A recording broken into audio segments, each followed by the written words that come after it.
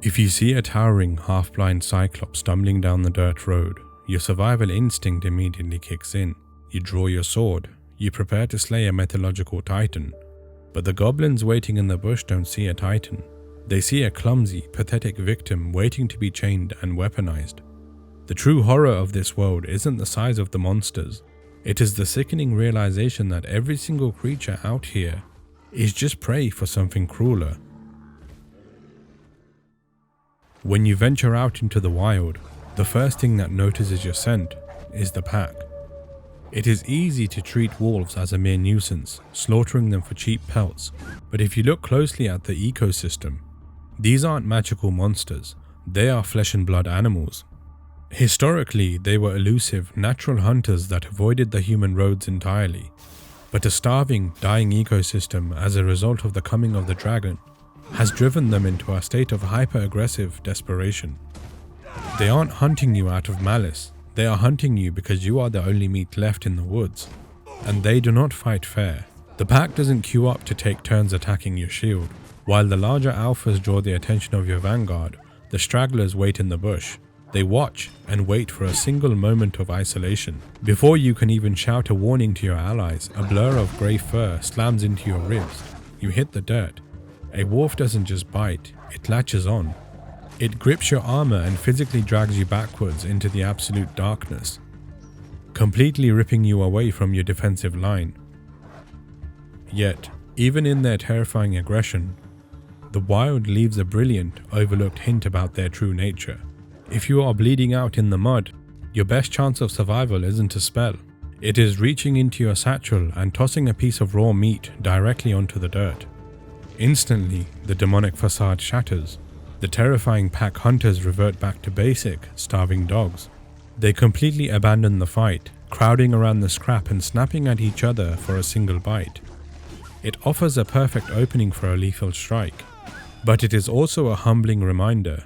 Underneath all the horrors of Vermund, these predators aren't evil. They are just desperate beasts, driven mad by a world that has been consumed by evil. And when you finally break free from the tree line and run towards the river for safety, you realize the water is even worse. The second your boots hit the shallows, the riverbank begins to breathe. A low, rattling hiss echoes from the reeds. It is easy to dismiss the saurian as a massive, annoying bipedal lizard, a 10-foot wall of scales that bounces your sword with a hollow clank. But if you watch how they move, they are a primitive, fiercely territorial society operating in coordinated tasks. And those massive harpoons they thrust at your chest, they are crude tribal tools, perfectly adapted for piercing fish in the shallows, not for fighting heavily armored knights. Your desperate sprint for safety just led you directly into their nursery. Nature reveals their true biological desperation through one brutal vulnerability, the tail. A saurian's tail is its center of gravity and its ultimate shield. When your blade finally shears through the bone, the change is instant. The proud warrior does not just lose its balance, it loses its nerve. Severing the tail breaks their poise and triggers an immediate panic flight response. They are not permanently mutilated. Given time, nature will regrow what you severed. But right now, in the mud, they are reduced to a flailing, defenseless animal scrambling to survive. And as you push past the river, descending into the flooded grottos, their evolutionary desperation only mutates. The bloated asps actively secrete toxic venom, poisoning the water just to keep you out. Deep in the mines, the rattlers calcify their hides into pure stone. They mimic boulders before dropping down to crush your skull. A massive shadow blots out the sun. You realize the true master of Vermund does not live in the mud, it rules the sky. To survive the open roads, you duck into the claustrophobic safety of the forest. When a 25-foot giant stumbles into your path, you draw your sword, you prepare for a legendary battle. You plan to chop at its ankle, topple it for a trophy, and celebrate a quick victory. But if you actually watch this creature, the glory fades. This isn't a malicious demon born of pure evil. It is a tragic, overgrown blunder of nature. Because of its colossal mass, it is naturally prone to extreme sloth and apathy. It just wants to be left alone. Beneath its towering, fearsome exterior, it is surprisingly docile. It possesses a simple mind that would quickly bear a primitive, tragic fondness for anyone who simply provides it with food. But when it is starved, or when it is violently angered, that docile nature vanishes. It unleashes a blind, unsophisticated brutality. In this world, its defining feature is a curse. It is half blind.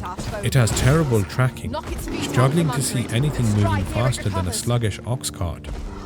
When it swings that primitive club, it is striking out of pure, overwhelming panic, terrified of the tiny, stinging insects hacking at its feet. And the worst part is how the wild takes merciless advantage of this simple mind. A Cyclops possesses a ferocious, unstoppable appetite. Left alone, it would happily eat goblins like fruit. But the goblins are clever, wicked little pests. They learned they could completely enslave a Cyclops simply by keeping it fed. They manipulate its fondness, binding its naturally fearsome tusks in heavy iron, draping it in a crude armor. It hits you. This isn't a glorious conquest. It is a creature too big, too clumsy, and too simple for the world that it was born into. When you finally put the giant out of its misery, you reach into the carcass and you pull out up to 3 separate misshapen eyes from a creature that only possesses one socket in its head. They are strange, tumorous growths born from the dark, corrupting magic leaking into the ecosystem. You think the forest is finally quiet, but a sudden, deafening shriek shatters the clouds. The shadow you hid from has tracked your scent. It is diving. You brace for a monster, but what drops from the sky is a biological anomaly. It is a terrifying fusion of an apex avian and a territorial cat. But this isn't a natural predator. It is a volatile, living mutation. Its biology aggressively warped to survive the corrosive energy bleeding directly out of the rift. Knights paint this creature on their shields as a symbol of absolute nobility, completely ignorant to the sickening, unnatural reality of its existence. And for a moment, you see why. It doesn't attack you, it just circles the roads.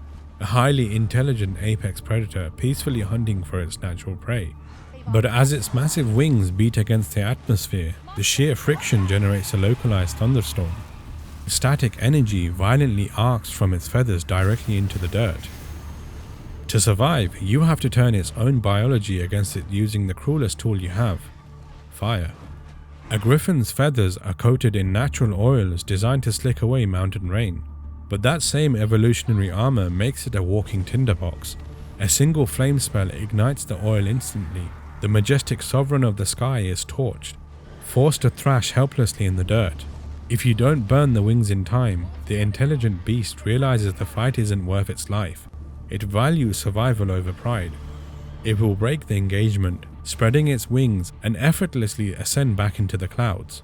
It leaves you shivering in the mud, staring up at the shadows. And the paranoia of the open sky exhausts you. So you change the rules, extinguish your lantern, and you choose to march under the cover of a pitch black night, until the dirt beneath your boots begins to crawl. Fingers break through the ground, dragging decaying bodies up from the soil violently saturated with the curse of this world. Your survival instinct takes over. At first glance, it is a classic campfire legend, a horde of mindless walking corpses, spontaneously resurrected to hunt anything with a pulse. But before you swing, watch them in the dark. The horror changes. Something is amiss. These corpses possess absolutely zero memory of their former lives, but their bodies refuse to forget.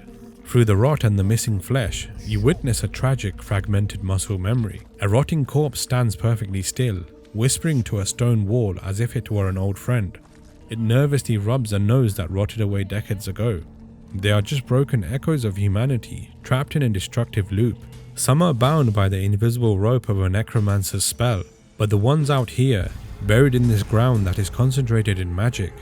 When they form loose hordes of 5 or 10, there is no alpha. There is no leader coordinating a tactical strike. They just thrash blindly in the dark, driven by a violent, simplistic urge to hunt anything they perceive as equal or weaker. It is a desperate, flailing attempt to assert dominance in a world that already killed them. You slice through the thrashing bodies, but there is no glory in it. You aren't fighting an army of evil. You are just silencing ghosts who do not know they are dead. You sheathe your sword, leaving the quiet graveyard behind. Every snapping twig makes you flinch. But eventually, through the thick, cursed trees, you spot a flickering orange glow. You step into the light of the campfire and finally exhale. This is turning out to be a really interesting little series. Sitting by the fire gives me a second to step out of the dark and say a massive thank you for watching. We are not far from 2,000 subscribers and I truly appreciate all the support. I want to invite you to join the Discord server. It's a place for like-minded people to hang out and be around the fire. If you enjoyed the descent into the ecosystem, there are plenty more corners of this world to uncover.